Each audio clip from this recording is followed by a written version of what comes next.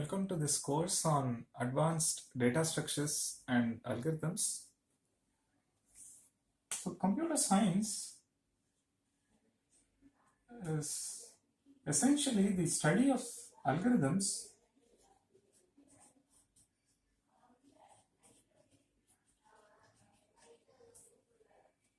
with focus or emphasis on the first one is formal properties. So, second one is mechanical realizations. Third one, linguistic realizations.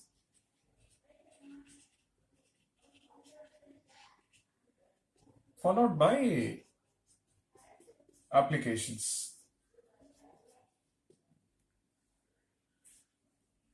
So, the study of algorithms precisely focuses on these four in detail. And this says computer science is essentially the study of algorithms, which means it covers everything. You look at any other domain in computer science, you see the presence of algorithms. You see ultimate kernel or the core of the problem under consideration is essentially the design of algorithm using appropriate paradigm with so and so data structure. So formally, this is according to Professor Gibbs and Tucker. What they say is CS or the science in CS essentially focuses on this part. So formal properties, mechanical realization, linguistic realizations followed by applications. Formal properties, as part of automata theory course, we looked at mathematical models. So please note, by formal we mean we focus on mathematical models, we focus on abstraction, meaning how is problem represented, what is the, so how is the given computational problem represented, and what is the input representation,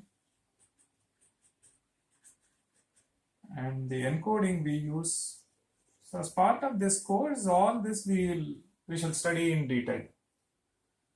So mechanical realization, how do we realize them in practice? What kind of hardware you look for? For example, even computers are mechanical realizations, right? Computers, robots, smartphone, they're all mechanical realization of some algorithm. Linguistic realization, so once you design an algorithm, you implement using programming languages such as C++, Python, and so on. Applications, the study of algorithms in the field of AI, data mining, computer system design, computer networking, and device drivers, and so on. So the study of algorithms encompasses all of this, and put together we say this is precisely the science we look for as far as the computer science is concerned. So as part of this course, advanced data structures and algorithms, we do two things. First, we shall revisit what has been studied as part of the courses such as programming and data structures and design and analysis of algorithms. And we revisit and treat them from a different perspective. Essentially, we give a second level treatment to what has been studied before. And so we bring in abstraction and we look at the problem from a different perspective. And so all that we do it on one part of the course. On the other part of the course, we actually focus on building sophisticated data structures for a specific application, meaning advanced data structures and so on. And while we look at specific case studies, we may have to design specific algorithmic paradigms as well. So in the process, we discover advanced algorithms also.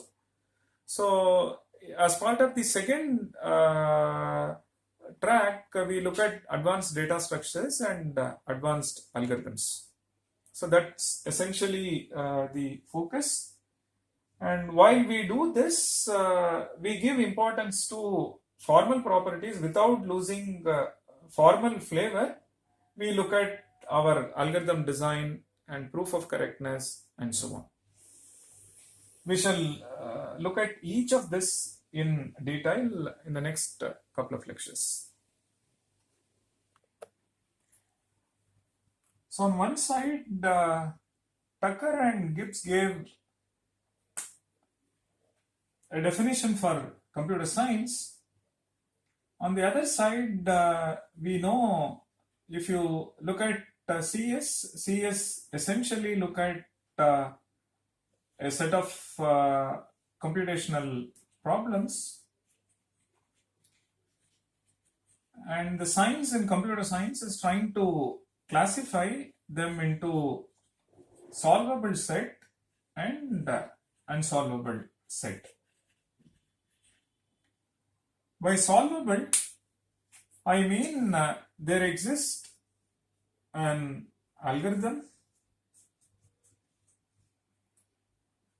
By unsolvable, no algorithm exists. So there does not exist an algorithm.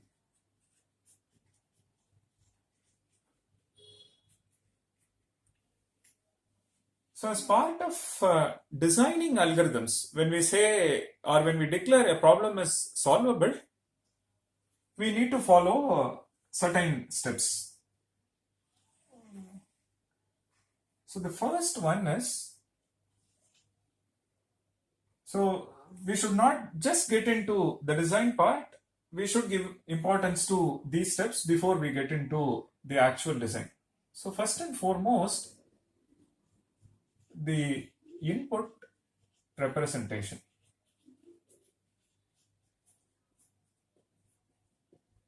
For example, it is a problem related to, say, an integer array. It is a problem related to, say, a graph, or it is a problem related to matrix. How are we going to represent the integer array or matrix or graph? How is input represented? In particular, we wish to know, is input represented in unary or binary or some other representation, some base R. Then the next important one, in fact, this is very, very crucial, the mathematical model.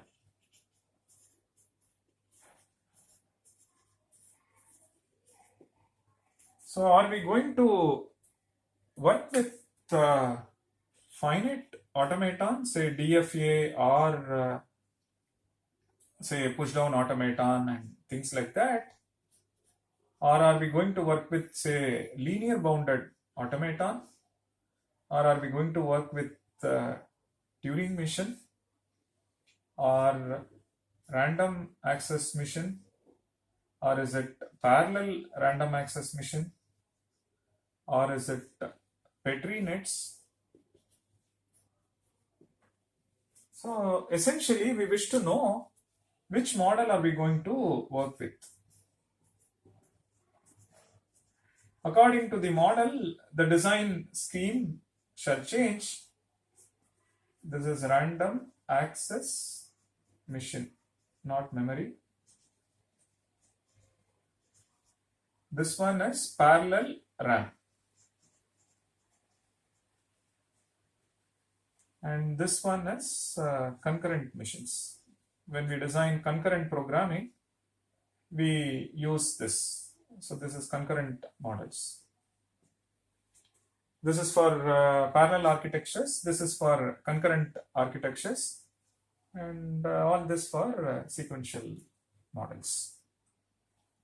So are we going to say, for example, the problem is say addition of two numbers. Are we going to work with finite automaton, say DFA, to solve this problem? Or is it going to be Priam? Or is it going to be this? So with respect to Priam, are we going to work with binary representation or unary representation? So one should fix these two. Then after this, the design starts. Then algorithm design. So at this point in time, keeping this in mind, I should get into the algorithm design to solve the underlying computational problem. Okay. Now you may use some algorithm design strategies, maybe say greedy algorithm or divide and conquer or dynamic programming. So you can come up with some design just to declare that problem is solvable. The next question is most important one, and algorithm design itself brings proof of correctness, but let me mention explicitly the proof of correctness, meaning the one that we have designed is doing the intended task. The algo design is performing the expected one.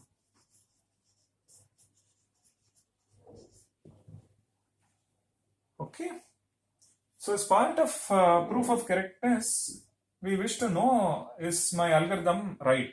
Is it doing the expected one? Now we ask, yes, we have an approach. We want to measure this. Why? So to talk about measure, it makes sense to ask this question. What does this? It says, how many different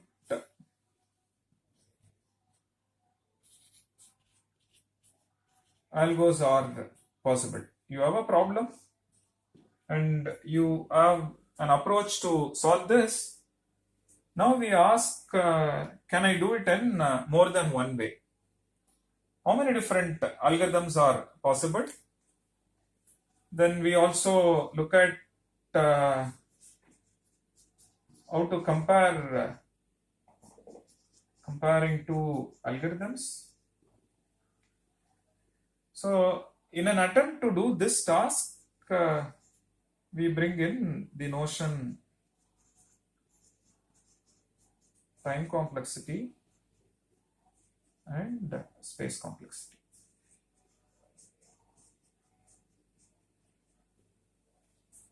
So when we know we have an approach, we ask, are there more algorithms for the same problem?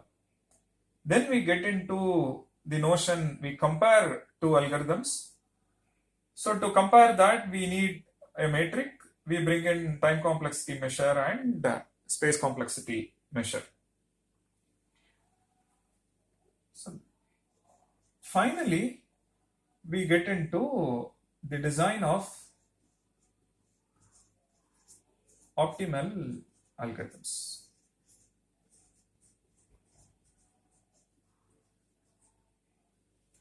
So for a given computational problem, which is the ultimate algorithm, something that cannot be improved any further, and something that is best ever possible, something that cannot be improved any further, and this is the best one that one can ask for as far as this problem is concerned.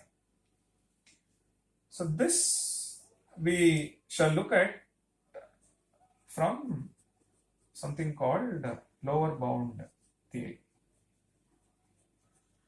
So we formally established that what we have designed is indeed the optimal one, and one cannot outperform this algorithm. So for some time, we shall look at the input representation and mathematical models. Then we get into these steps. When we get into this part, we shall look at some more data structures, some more design strategies. And when we want to compare algorithms, apart from the classical time complexity measure asymptotic analysis, we shall look at something called average case complexity, amortized analysis, and so on. Then subsequently, we shall look at lower bound theory. So once we do this part, it will be a thorough treatment as far as algorithm design is concerned. So you fix a model and then you get into the design strategies and you ask, can I change the mathematical model to improve the time complexity? So over here, you fix a mathematical model and try different way of solving the same problem. As part of this course, we also ask, can I change the underlying mathematical model? Rather, we ask, which is the right mathematical model to solve this computational problem? I want to add two numbers. Should I go for Turing machine, or is it enough if I work with just finite automata? Or should I look for something beyond Turing machines? And is there a problem which takes something like polynomial time in the context of model 1, whereas when it goes to model 2, it becomes exponential time? So we compare algorithms by varying the mathematical model itself.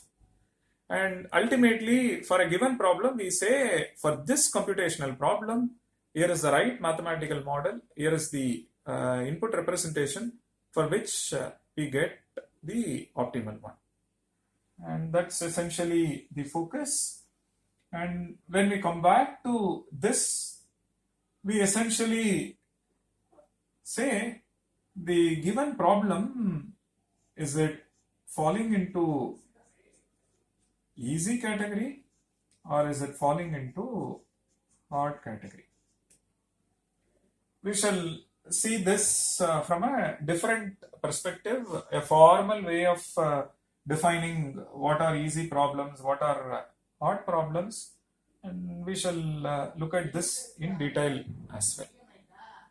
So that's precisely the focus of this course. So two things we will be doing.